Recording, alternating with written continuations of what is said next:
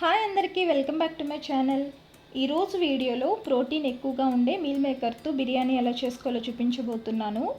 ఈజీగా త్వరగా అయిపోయేలా ప్రెషర్ కుక్కర్లో చేసి చూపిస్తాను. మరి వీడియోలోకి వెళ్ళే ముందు మన ఛానల్ని ఫస్ట్ టైం చూస్తున్నట్లయితే తప్పకుండా సబ్స్క్రైబ్ చేసుకోండి. ఇంకా ఈ మీల్ మేకర్ బిర్యానీ ఎలా చేసుకోవాలో చూసేద్దామా.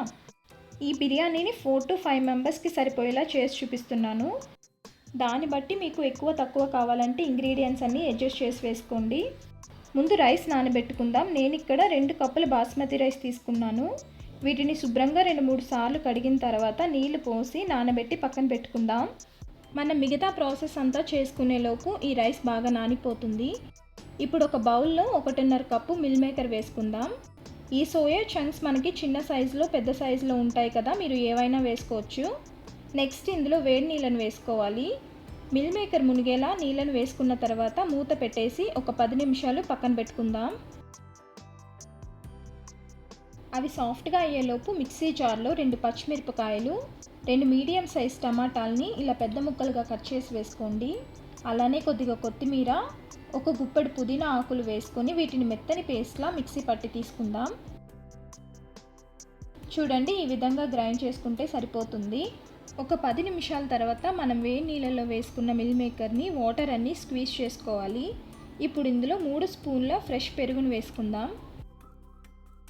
అలానే 1/2 స్పూన్ పసుపు, మన కారానికి తగ్గట్టు కారం వేసుకోండి. నేను ఇక్కడ 1 స్పూన్ వేసుకుంటున్నాను. అలానే 1/2 స్పూన్ బిర్యానీ మసాలా కానీ గరం మసాలా కానీ వేసుకోండి.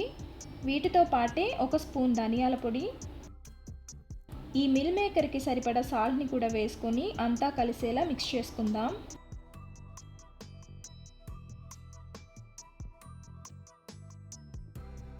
చూసారు కదా, ఇలా మసాలా అంతా కలిసేలా కలుపుకున్నాం. ఇలా వీటిని ముందే మ్యారినేట్ చేసుకోవడం వల్ల మిల్ మేకర్కి అంతా మసాలాలు పట్టి మనం బిర్యానీలో వీటిని తినేటప్పుడు మసాలా ఫ్లేవర్తో బాగుంటాయి. నెక్స్ట్ స్టవ్ ఆన్ చేసి కుక్కర్ పెట్టుకోండి. కుక్కర్ వేడైన తర్వాత 2 స్పూన్ల నెయ్యి వేసుకుంటున్నాను. అలానే 2 స్పూన్ల నూనె కూడా వేసుకుందాం. ఇలా నెయ్యి నూనె కాగిన తర్వాత 2 బిర్యానీ ఆకులు, 1 ఇంచు దాల్చిన చెక్క, 2 యాలకులు, 3 లవంగాలు వేసుకొని వేయించాలి. ఇవి వేగిన తర్వాత 2 పెద్ద సైజు ఉల్లిపాయల్ని ఇలా సన్నగా కట్ చేసి వేసుకోండి.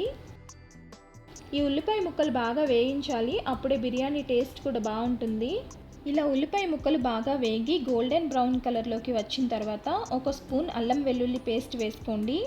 ఇప్పుడు ఒకసారి కలిపి ఈ అల్లం వెల్లుల్లి పచ్చివాసన పోయేంత వరకు వేగనివ్వాలి.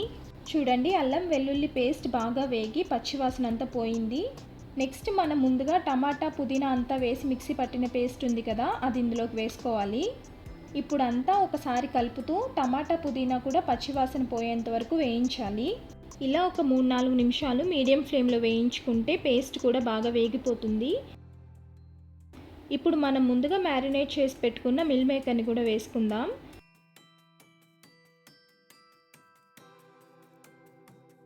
అంతా ఒకసారి కలుపుతూ ఈ మిల్ మేకర్ 2-3 నిమిషాలు వేయించాలి. ఇలా మిల్ మేకర్ బాగా వేగిన తర్వాత వాటర్ యాడ్ చేసుకుందాం. మనం తీసుకున్న 2 కప్పుల బాస్మతి రైస్కి 3 కప్పుల వాటర్ అయితే కరెక్ట్గా సరిపోతుంది. మీరు బాస్మతి రైస్ కాకుండా నార్మల్ రైస్ తీసుకున్నట్లయితే దానికి తగ్గట్టు వాటర్ వేసుకొని ఒకసారి కలిపి ఈ నీళ్ళను మరిగించుకుందాం.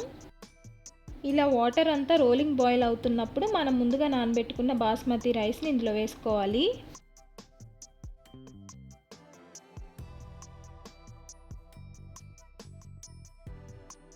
మనం మిల్ మేకర్ మ్యారినేట్ చేసుకున్నప్పుడు మాత్రమే సాల్ట్ వేసుకున్నాం కదా, ఇప్పుడు బియ్యం వేసుకున్న తర్వాత అంతా ఒకసారి కలిపి టేస్ట్ చూసి సాల్ట్ని అడ్జస్ట్ చేసి వేసుకోండి. సాల్ట్ వేసుకున్న తర్వాత అంతా ఒకసారి కలిపి కుక్కర్ మూత పెట్టేసేయండి. బాస్మతి రైస్ అయితే 2 విజిల్స్కి కరెక్ట్గా ఉడికిపోతుంది. ఒకవేళ నార్మల్ రైస్ అయితే 3 విజిల్స్ అయితే వేయించుకోండి. 2 విజిల్స్ వచ్చి ప్రెషర్ అంతా దానంతటదే రిలీజ్ అయిన తర్వాత మాత్రమే మూత తీసుకోవాలి. అంతేనండి, పొడి పొడిగా మసాలాలు ఎక్కువ లేకుండా సింపుల్ అండ్ టేస్టీగా మన మిల్ మేకర్ బిర్యానీ రెడీ అయిపోయింది. మనం పిల్లల లంచ్ బాక్స్లోకి పెట్టడానికి ఇదొక ఈజీ అండ్ టేస్టీ రెసిపీ అండి. ఈ మిల్ మేకర్ బిర్యానీకి వేరే సైడ్ డిష్ కూడా అవసరం లేదండి. రైతాతో కానీ ఆనియన్స్తో కానీ సర్వ్ చేసుకోవచ్చు.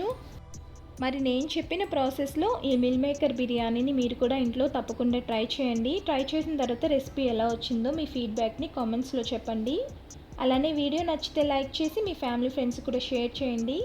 ఇలాంటి మంచి రెసిపీస్ కోసం మన ఛానల్ని సబ్స్క్రైబ్ చేసుకోవడం మర్చిపోవద్దు. Thank you for watching.